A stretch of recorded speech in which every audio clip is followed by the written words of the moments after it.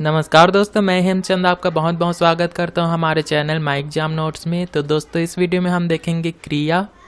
दोस्तों क्रिया हिंदी व्याकरण का बहुत ही इंपॉर्टेंट टॉपिक में से एक होता है और क्रिया को इंग्लिश में वर्ब कहा जाता है। तो दोस्तों इस वीडियो में हम देखेंगे क्रिया किसे कहते हैं, क्रिया के भेद, अकर्मक क्रिया, सकर्मक क्रिया और द्विकर्मक क्रिया। तो चलिए दोस्तों सबसे पहले हम देखते हैं क्रिया किसे कहते हैं। तो दोस्तों क्रिया का अर्थ होता है करना।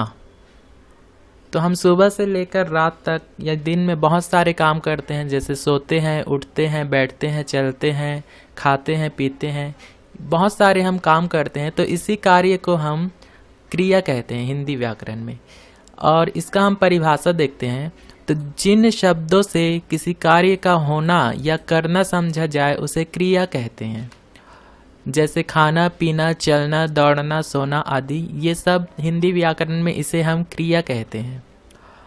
और क्रिया को करने वाला कर्ता कहलाता है। इसको हम उदाहरण से समझते हैं। तो दिनेश गाना गा रहा है, तो दिनेश हो जाएगा कर्ता और इसका क्रिया क्या हो जाएगा, गाना गाना। तो इसमें कर्ता दिनेश होगा। और दोस्तों क्रिया के मूल रूप को धातु कहते हैं। धातु के आगे ना जोड़ने से क्रिया का सामान्य रूप बन जाता है। जैसे पढ़ धातु में ना जोड़ने से पढ़ना बन जाता है। इसी प्रकार लिख धातु है, उसमें हम ना जोड़ दें तो ये हो जाएगा लिखना। इसी प्रकार चल में ना जोड़ दे तो ये हो जाएगा चलना। और दौड़ में हम ना जोड़ दे तो ये हो जाएगा दौड़ना। तो दोस्तों अब हम देखते हैं क्रिया के उदाहरण। तो हन्नी पुस्तक पढ़ रही है, तो इसमें पढ़ रही है, पढ़ना क्रिया हो जाएगा। इसके बाद बच्चे झूला झूल रहे हैं, तो झूलना इसमें क्रिया हो जाएगा। इसके बाद बाहर बारिश हो रही है, तो होना, बारिश होना, ये हो जाएगा क्रिया। हवाएं चल रही है, तो चलना क्रिया हो जाएगा। इसके बाद पिंकी टीवी देख रही है, तो देखना क्रिया हो जाएगा। इसके बाद अगला है बन्नी नाच रही है, तो नाचना क्रिया हो जाएगा। काजल दूध पी रही है, तो इसमें पीना क्रिया हो जाएगा। दोस्तों अब हम देखते हैं क्रिया के भेद। तो क्रिया के मुख्यतः दो भेद माने जाते हैं। पहला है सकर्मक क्रिया और दूसरा अकर्मक क्रिया। लेकिन क्रिया के अन्य भेद द्विकर्मक क्रिया के रूप में भी माना जाता है। तो दोस्तों अब हम देखते हैं सकर्मक क्रिया। तो ये क्या होते हैं सकर्मक? दोस्तों आपके कॉम्पिटिटिव एग्जाम में यहीं से बहुत ज़्यादा क्वेश्चन पूछे जाते हैं। तो चलिए दोस्तों हम इसको एकदम आराम से समझते हैं। तो जिन क्रियाओं का असर कर्ता पर नहीं बल्कि कर्म पर पड़ता है वह सकर्मक क्रिया कहलाता है। तो जो भी क्रिया होगा उसका असर कर्ता पर नहीं पड़ेगा, कर्म पर पड़ेगा, उसको हम कहते हैं सकर्म। इन क्रियाओं में कर्म का होना आवश्यक होता है। तो उसको हम उदाहरण से समझते हैं।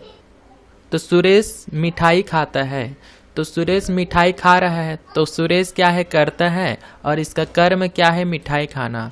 तो मिठाई को खा रहा है तो मिठाई क्या होगा, खत्म होगा। तो इसका असर किस पर पड़ा, कर्म पर पड़ा। तो ये हो जाएगा सकर्मक। इसी प्रकार मीरा फल खाती है, तो फल क्या हो रहा है, फल खत्म हो रहा है या नष्ट हो रहा है। तो ये हो जाएगा सकर्मक क्रिया, मतलब कर्म पर इसका असर पड़ रहा है, कर्ता पर नहीं पड़ रहा है। इसी प्रकार बन्नी ने खिलौना तोड़ा, तो खिलौना क्या हो गया, टूट गया। तो बन्नी क्या है, करता है और इसका कर्म क्या है, खिलौना तोड़ना। खिलौना क्या हुआ, नष्ट हुआ। तो ये हो जाएगा सकर्मक। इसी प्रकार कृष्ण बांसुरी बजा रहे हैं, तो बांसुरी बजा रहे हैं तो बांसुरी से आवाज़ आ रही है, तो ये हो जाएगा सकर्मक। इसी प्रकार छात्र फुटबॉल खेल रहे हैं, तो फुटबॉल क्या होगा, आगे पीछे होगा या जाएगा, आगे बढ़ेगा, कुछ भी होगा, उसको लात से मारेंगे। तो इसका असर फुटबॉल पर पड़ेगा, छात्र पर नहीं पड़ेगा। तो ये हो जाएगा सकर्मक क्रिया। इसी प्रकार मैंने एक पुस्तक लिखी है, तो पुस्तक लिखी है मतलब पुस्तक कंप्लीट हुआ है, पुस्तक लिखा गया है, तो ये हो जाएगा सकर्मक। इसके बाद हम देखते हैं अकर्मक क्रिया। तो दोस्तों अकर्मक क्रिया भी बहुत ही सिंपल है, जस्ट अपोजिट सकर्मक क्रिया। तो जिन क्रियाओं का असर कर्ता पर पड़ता है वह अकर्मक क्रिया होता है। सकर्मक में क्या था कि उसका असर कर्म पर पड़ रहा था, और अकर्मक में क्या होगा, इसका असर कर्ता पर पड़ेगा। तो इसको भी हम देख लेते हैं। ऐसी अकर्मक क्रियाओं को कर्म की आवश्यकता नहीं होती, मतलब कर्म करने की इसमें आवश्यकता नहीं होती, बल्कि इसका असर कर्ता पर पड़ेगा। तो इसको भी हम समझ लेते हैं उदाहरण से, बहुत ही सिंपल है। तो राकेश रोता है, तो राकेश रो रहा है तो इसका असर कर्ता पर ही पड़ेगा। राकेश रो रहा है मतलब असर राकेश पर ही पड़ेगा, और कर्ता क्या है? राकेश है। इसी प्रकार राहुल दौड़ता है तो दौड़ने का असर राहुल पर ही पड़ेगा। इसी प्रकार सांप रेंगता है तो रेंगने का असर सांप पर पड़ेगा। इसी प्रकार बस चलती है तो बस क्या है? कर्ता है, तो चलने का असर बस पर ही पड़ेगा। इसी प्रकार बन्नी कूदती है तो बन्नी कूदती है तो असर बन्नी पर ही पड़ेगा। इसी प्रकार छात्र पढ़ रहा है तो पढ़ने का असर छात्र पर ही पड़ेगा। तो ये सब हो जाएंगे अकर्मक। इसके बाद हम देखते हैं द्विकर्मक क्रिया। तो ये क्या होते हैं? जिस क्रिया के दो कर्म होते हैं उसे द्विकर्मक क्रिया कहा जाता है। और इसके उदाहरण हम देखें तो अध्यापक ने छात्रों को हिंदी पढ़ाई, तो इसमें दो कर्म कैसे होंगे? पहला तो छात्रों को और दूसरा हिंदी पढ़ाना। तो इस प्रकार ये हो जाएंगे द्विकर्मक क्रिया। और इसके हम एक और उदाहरण देखें तो मैंने मीनू को पुस्तक दी है, तो पहला कर्म क्या होगा? मैंने मीनू को, और दूसरा पुस्तक दी है। तो इस प्रकार ये हो जाएंगे द्विकर्मक क्रिया। तो दोस्तों अब हम देखते हैं सकर्मक और अकर्मक क्रियाओं के उदाहरण। इसका हम प्रैक्टिस करते हैं। आपको पहचानना है वाक्य देख के कौन सा सकर्मक होगा और कौन सा अकर्मक। तो चलिए दोस्तों आप कमेंट में बताते जाना कौन सा क्या होगा।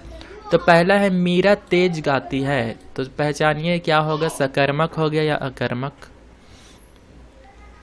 तो मीरा तेज गाती है, तो मीरा क्या है? करता है। तेज गाती है तो या जोर से गाए या धीरे से गाए, असर किस पर पड़ेगा? मीरा पर ही पड़ेगा। तो ये हो जाएगा अकर्मक। इसके बाद अगला है बकरी ने चारा खाया, तो चारा क्या हो रहा है? चारा खत्म हो रहा है, तो ये क्या होगा? सकर्मक होगा, सकर्मक। इसके बाद शक्तिमान उड़ता है, तो उड़ने का असर किस पर पड़ा? शक्तिमान पर ही पड़ा। तो ये क्या हो जाएगा? ये हो जाएगा अकर्मक क्रिया। इसी प्रकार मनीषा खाना पकाती है, तो खाना पकाती है तो इस मनीषा का कर्म क्या है? खाना पकाना। तो खाना क्या हो रहा है? पक रहा है, तो असर किस पर पड़ा? खाना पर पड़ा, मतलब कर्म पर पड़ा। तो ये क्या हो जाएगा? सकर्मक। इसी प्रकार बंदर नाच रहा है, तो नाचने का असर किस पर पड़ रहा है? बंदर पर पड़ेगा। तो ये क्या हो जाएगा? मतलब कर्ता पर इसका असर पड़ रहा है। तो ये क्या हो जाएगा?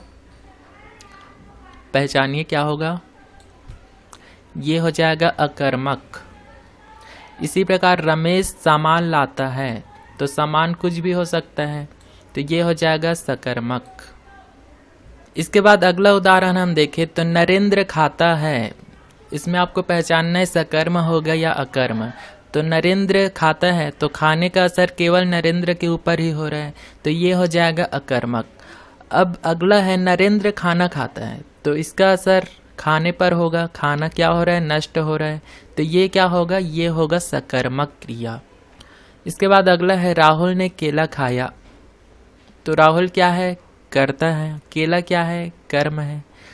तो केला खाया जा रहा है तो केला नष्ट हो रहा है, तो इसलिए ये हो जाएगा सकर्मक। इसके बाद तोता बोलता है, तो तोता बोलता है तो बोलने का असर तोता पर ही हो रहा है, तो ये हो जाएगा अकर्मक। इसके बाद अगला है सीता गाती है, तो गाने का असर सीता पर ही हो रहा है, तो ये हो जाएगा अकर्मक। तो दोस्तों मुझे उम्मीद है आपको सकर्मक, अकर्मक और ये क्रिया वाला टॉपिक बहुत अच्छे से समझ आ गया होगा। तो दोस्तों अगर वीडियो आपको पसंद आया होगा तो लाइक कर दीजिएगा, शेयर सब्सक्राइब कर दीजिएगा।